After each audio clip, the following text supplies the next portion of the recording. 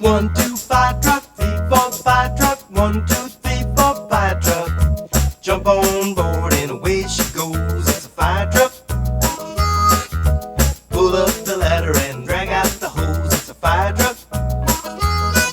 If you listen to the bell, then you sure can tell it's a fire truck. A 1, 2, 3 alarm, 4, 5, 6 alarm, 1, 2, 3, 4, 5 alarm. They're coming down the road, better move out the way. It's a fire alarm. They gotta drive fast so they can save the day. It's a fire alarm. If you listen to the bell, you sure can tell it's a fire alarm. A 1, 2, firefighters, 3, 4, firefighters, 1, 2, 3, 4, firefighters. In a fire truck, in a fireboat, firefighters. Flying through the air or running through the smoke, firefighters. And if you ever been saved, then you know they're brave firefighters. In a 1, 2, 5 truck, 3, 4, 5 truck, 1, 2, 3, 4, 5 truck.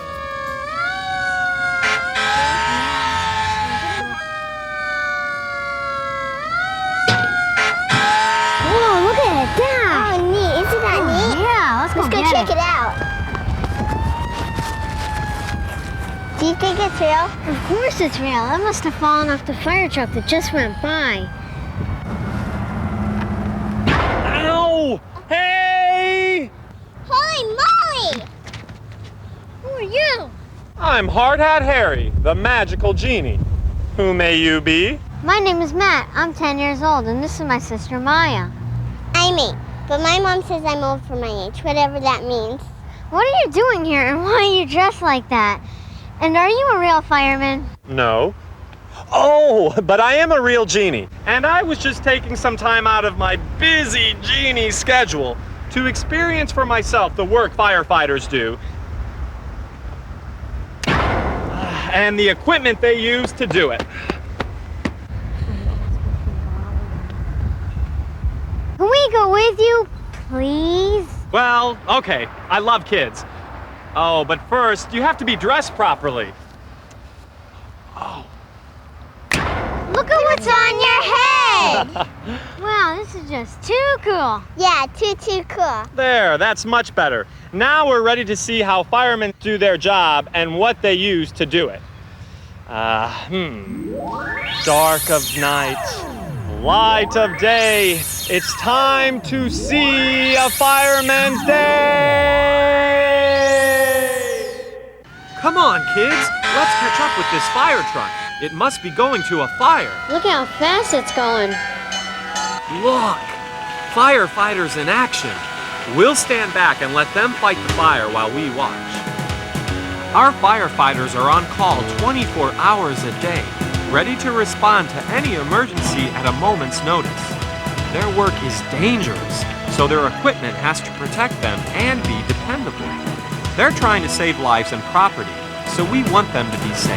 That looks scary. Aren't those firemen afraid? Sometimes it is scary. That's why they wear special equipment and have special training. Firefighters everywhere use waterproof rubber boots with steel toes to safeguard their feet. The thick rubber soles will protect them from sharp objects like jagged metal, nails, and broken glass, while the boot's steel toe protects their feet from falling objects. The rest of their clothing must not only be protective and waterproof, but it must also resist heat as well. Can you guess why? Because being so close to the fire, they can get really hot. That's right, Matt.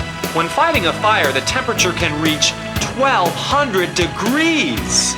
1,200 degrees? That's what I said, 1,200 degrees. And take it from this genie, that's really, really hot. That's why their clothing is made out of a material that is not only strong and water resistant, but it also reflects heat as well. And that's very important when you're trying to put out a fire. Along with his protective gloves, another friend of the fireman is his protective hard hat or helmet. Because of its special shape, it not only protects his head from any falling objects, but it protects his neck too. Oh, neat. This is big. Yeah, I like to drive it. Can you guys tell me how firefighters know when something is on fire and where the fire is? No? People like you and I tell them. When we see an emergency such as a fire, what should we do? Call 911? Maya's right, but only when it's an emergency and there are no adults around to tell. Good point, Matt. When we call 911, an emergency operator answers the phone and then responds by sending or dispatching the proper people and equipment to meet that emergency. That's why they're called dispatchers. Do you want to take a look? Can we really? Of course, I'm a genie. Yeah, you forget he's a genie.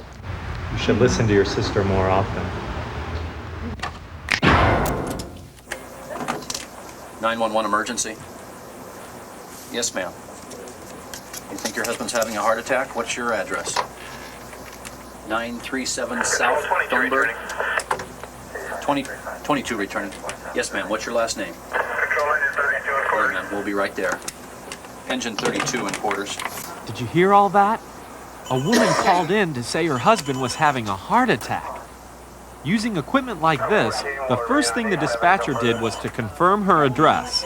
He then reassured her help was on the way, and then sent her the necessary equipment and people to save her husband. The people who answer our 911 calls are trained to deal with any emergency, like fires. We owe them a lot. Do you know what these are used for? Yes, the fire people slide down them. That's right, but do you know why? To save time, it's faster and safer than running down the stairs. Exactly, Matt. When firefighters respond to an emergency, speed is important. How'd you do that? How quickly you forget he's a genie. That's right, you keep forgetting I'm a genie. Hey, where is he? Where's he? Where are we? Oops. Sorry, guys. I got so excited about climbing up on top of this truck that I forgot all about you. But only for a moment, and it won't happen again. But since we're here, why don't we take a closer look at this truck? How does he do that? I know. He's a genie. You know, guys, there's a lot more to a fire truck than just hoses. Let's take a look. There are different types of fire engines, each with its own purpose, but everyone's favorite has got to be the ladder. You'll notice, when necessary, as soon as firefighters arrive on the scene, the first thing they do is put on oxygen tanks like these, which allow them to breathe freely when fighting a fire up close. But each function brings its own unique problems. Here, giant pods are extended from the sides of the truck and planted firmly on the ground in order to stabilize the engine. In order to what? To stabilize, Maya. That means to keep the truck from falling over when the ladders are stretched way out as far as they will go.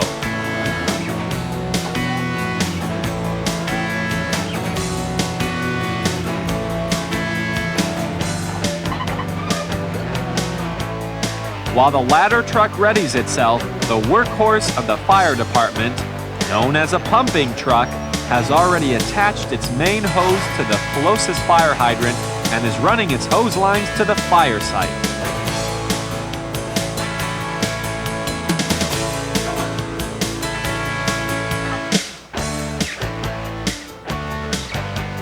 See what I mean about the oxygen tanks?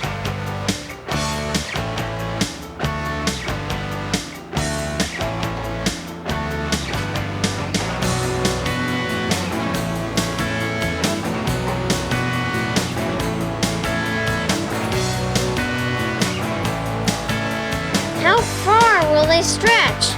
When fully extended, the ladders will reach 100 feet into the air, and that's important when you need to get up high.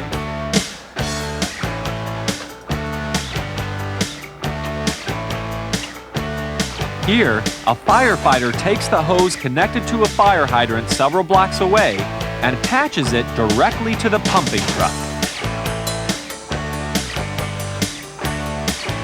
Once attached, the giant motors of the pumping truck take the water from the fire hydrant and add more pressure so the water can be sprayed longer distances. Besides rescuing people, the engine can also spray thousands of gallons of water through the use of a nozzle called a monitor.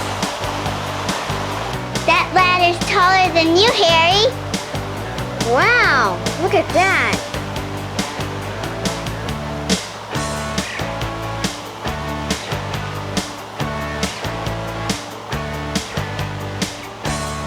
That water can knock me down.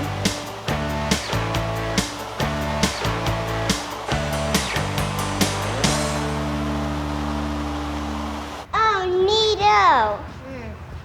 Yeah, it's neat, huh? But in order to get that much water to pump that high and that fast, there has to be a lot of pressure. And when I say a lot of pressure, I mean a lot of pressure. Now, this is a pump truck, and its primary purpose is to pump water from the fire hydrant to create an effective water stream.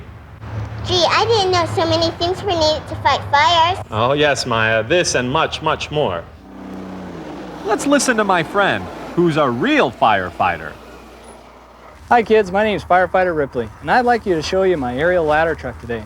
First thing we'll start off with is where we actually ride on the piece of equipment. Up here we have what's called the jump seat. This is where the firefighters ride. They have a small seat up in the interior, up in the back. They actually ride backwards, so they have a great view of where they've been, but really have a hard time seeing where they're going. The firefighter carries all of his equipment up here, a helmet, a coat, and his boots. Up front, up here, is where the captain rides.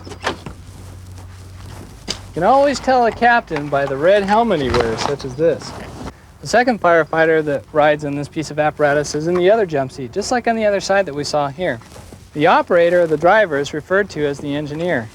He operates the equipment up here. Such as you see, all the gauges and equipment. It's kind of like just the same old car that you'd have at home. It has an automatic transmission. You just put it in drive and away you go.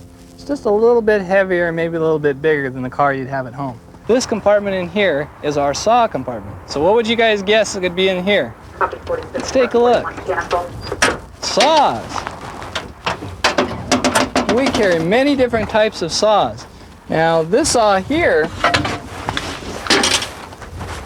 is called a chainsaw.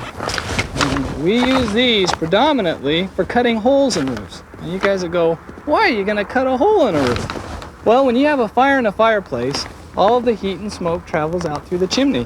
When we have a structure fire, because there's such a large volume, so much smoke and heat inside the fire, we have to let it out so firemen can get in and safely put the fire out. So we utilize this chainsaw to cut a big hole in the roof. So when you see firemen cutting holes in roofs, you'll know a little bit why. Okay, we're at another compartment now. Now this compartment is called the breathing apparatus compartment, or the mask compartment. Inside here we carry a breathing apparatus. And inside these tanks is a fresh air supply which lasts for about 30 minutes. Now, how many of you guys sat around a campfire and had smoke and heat blowing in your face and it's hard to breathe and it's coughing? Well, that's just what it's like to be inside a fire. If we didn't have a breathing apparatus such as this, it would be very difficult for us to put out the fire or rescue somebody. It looks just like this, a face piece with a breathing tube that we get fresh air all the time as we breathe within the 30-minute time period that it lasts. So this is called a breathing apparatus, or self-contained breathing apparatus. This is called our ropes compartment. Inside here we carry a whole bunch of different lengths of rope, which is up on the top here. This one's colored orange. We have white ones and other different colors to signify, so if a fireman's on a different color rope, we know which one to pull up on if he gets in trouble. We use this for, in case someone, have you ever been climbing up a tree and you get stuck, can't go up, can't go down?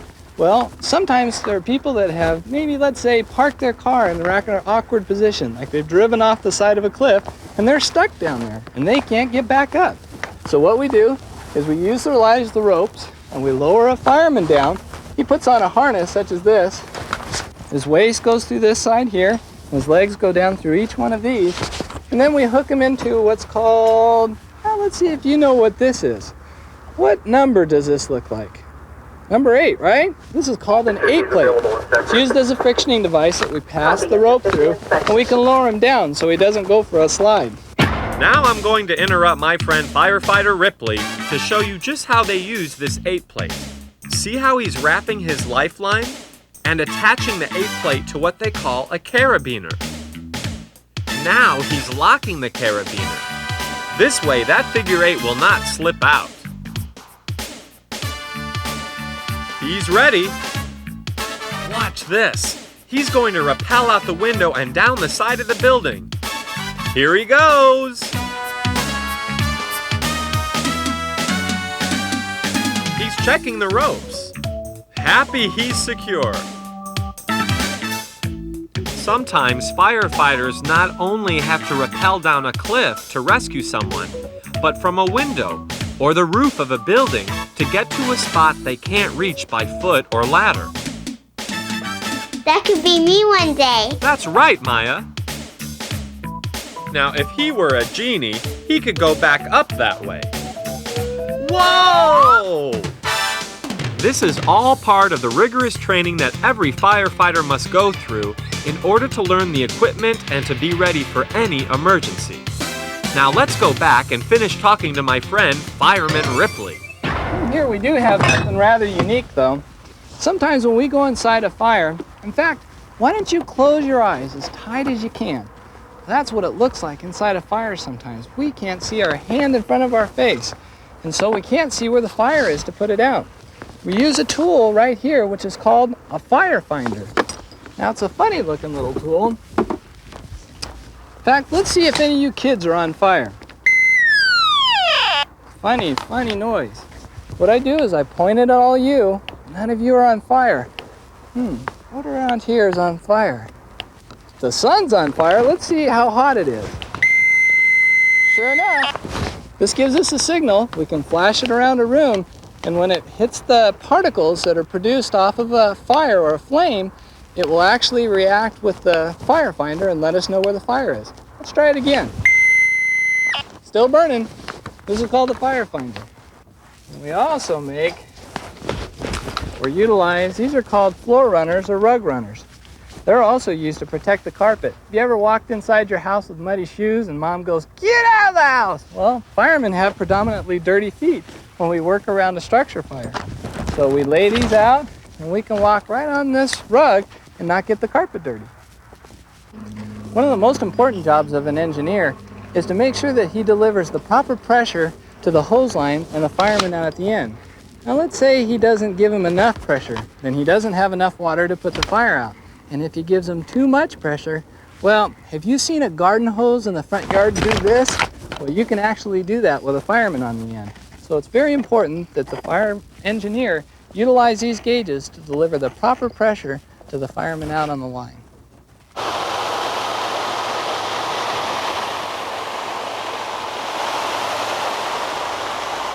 Maybe I should take you guys to your fire department to watch them fight a real fire. All right. Too cool. You won't forget us this time, will you? Who, me? No way! You're in good hands. You forget, I'm a genie.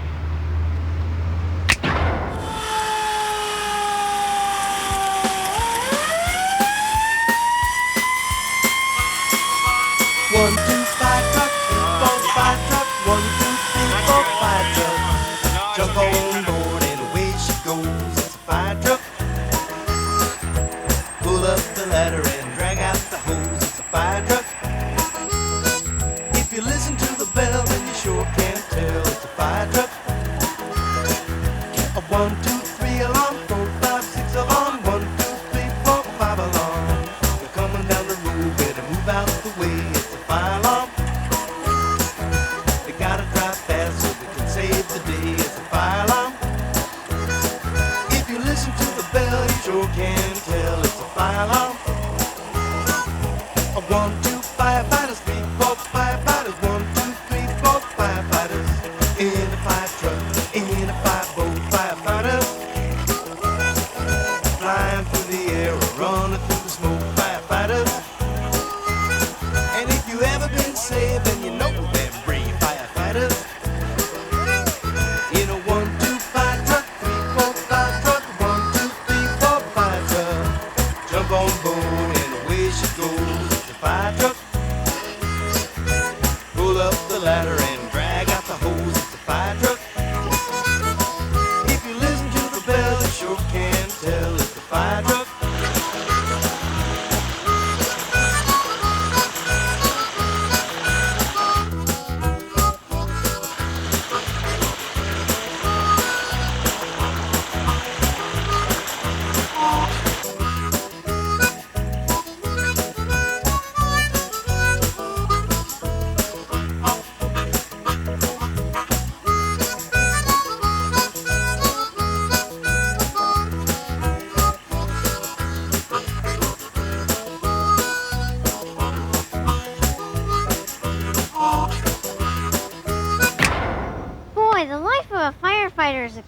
exciting, but dangerous. You're right again, Matt, but there's more. For instance, some fires are fought from in the air. To do that, a variety of helicopters and airplanes are specially designed to allow them to carry either plain water, ocean water, or a special chemical designed specifically to fight fire.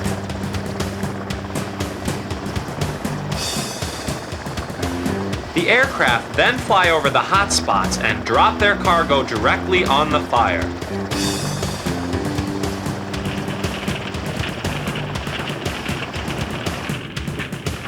You can see fighting forest fires requires some very special equipment and some very special people.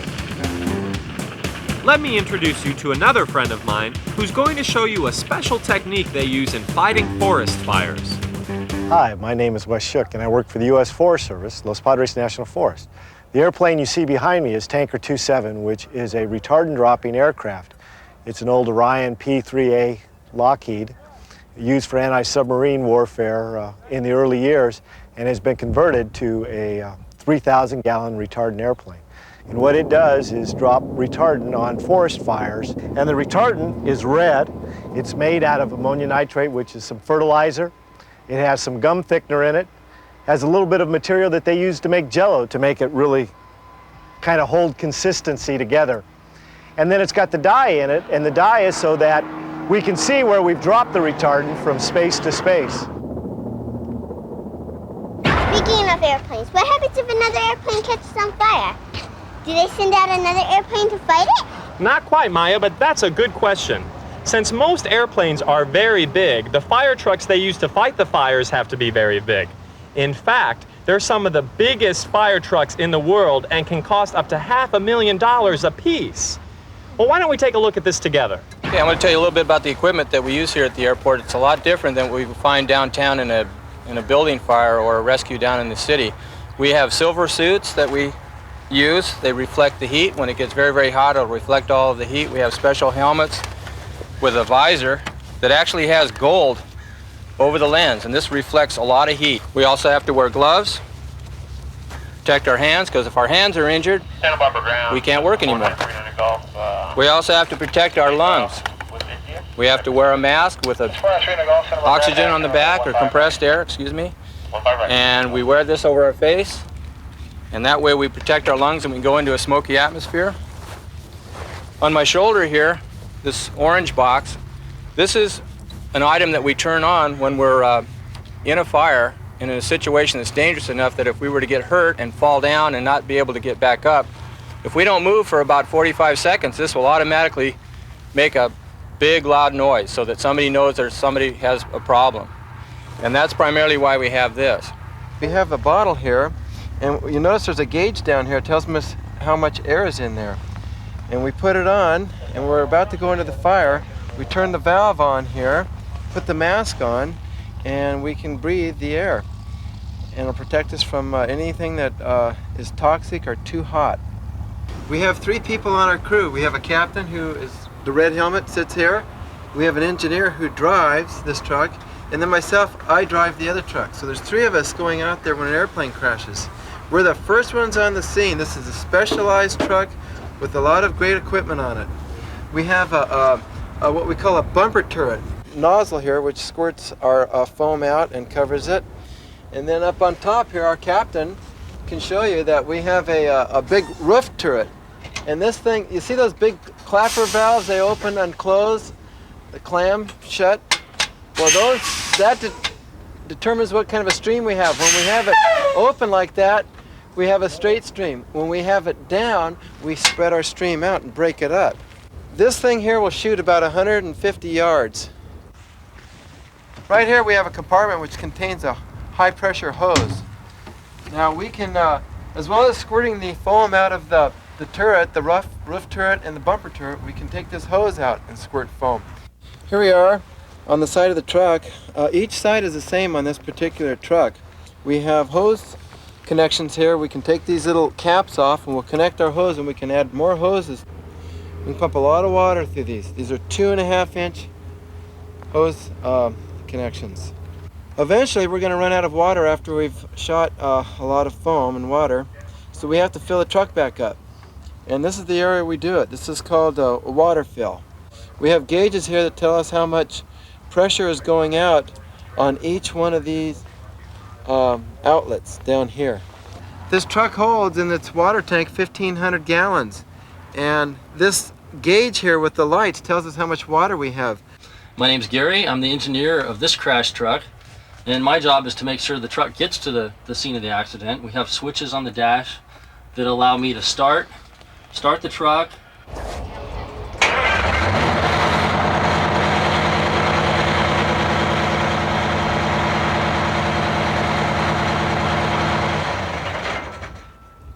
The other switches on the truck make the lights turn on.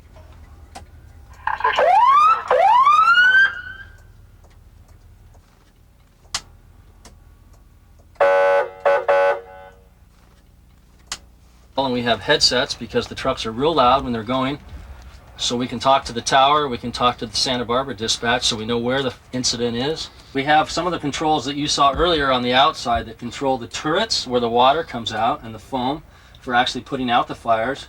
This one's on the bumper, and this is the one that you saw up above that allows you to control it from inside. Okay, that's it for our little tour inside, and since I'm on duty, I have to put my helmet back on and we have to go to work. Thanks for joining me. Thank you guys for showing us your equipment and truck. So, if a plane catches fire, these trucks rush onto the field to put out the fire.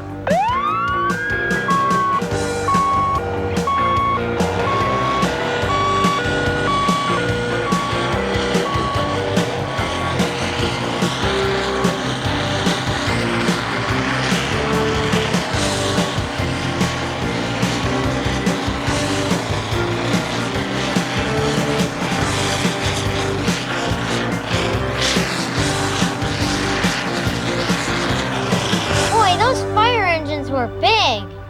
I like the way they sprayed foam on the planes from the front of the fire truck. Well, if you like that, Maya, wait until you see this. A fire engine that floats on the water.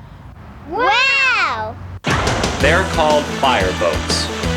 Fireboats are made with special equipment which allow them to pump water directly from available water sources. Why did we stop? We were having fun. And what are we doing back here? Well, we're back here because you need to be home for dinner. And it's just about time. Oh, yeah. Did you guys enjoy yourselves? I had a blast. I never knew our fire department did so much for us. Now I know why they need all that neat equipment. That's right, Matt. We owe a lot to the men and women of our fire departments everywhere. They work hard to make our lives safer. And what did you learn, Maya? I learned to never, never, never play with fires. It's dangerous. All right, Maya, we have to go now. Get home before dinner, so thank you, Hard Hat Harry. We had a great time and learned a lot. Bye, Hard Hat Harry, and we hope we see you again. Me too. Bye, guys. Oh my God. Take care. See you later. Bye.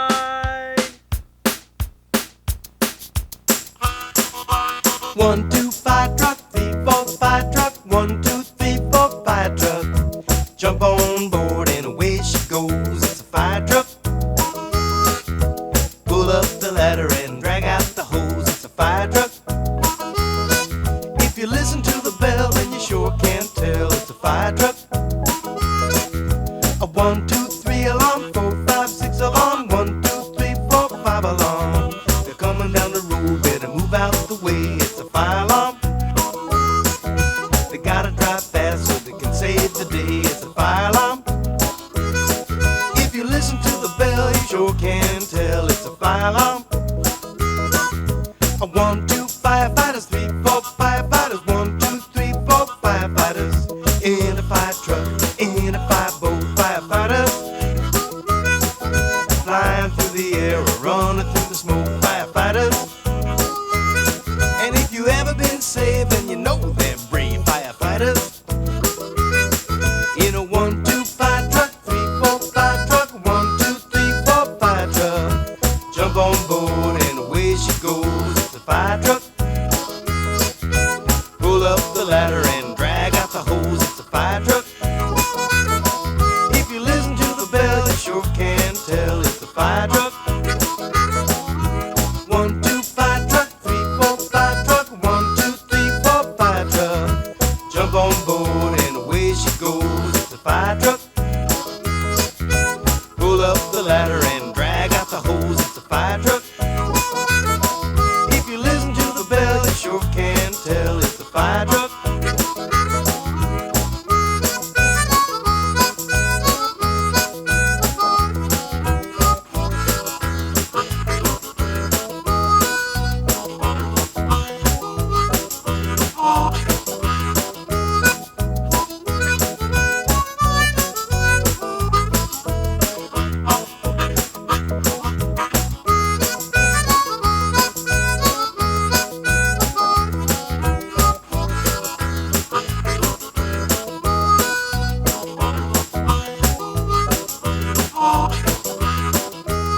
Hey kids, if you want some fun and adventure, be sure to look for more of my Hard Hat Harry adventure videos.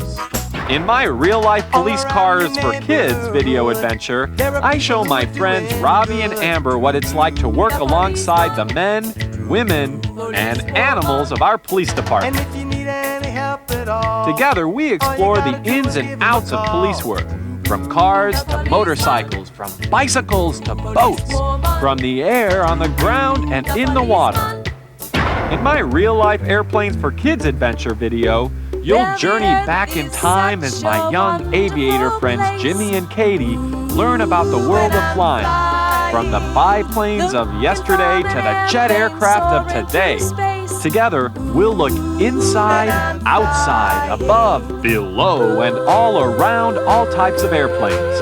From old ones to new ones, from jets to helicopters, to a jet plane that flies like a helicopter.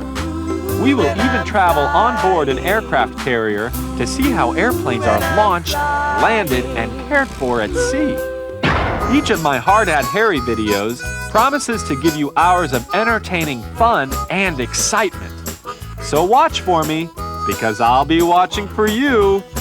See you on our next adventure.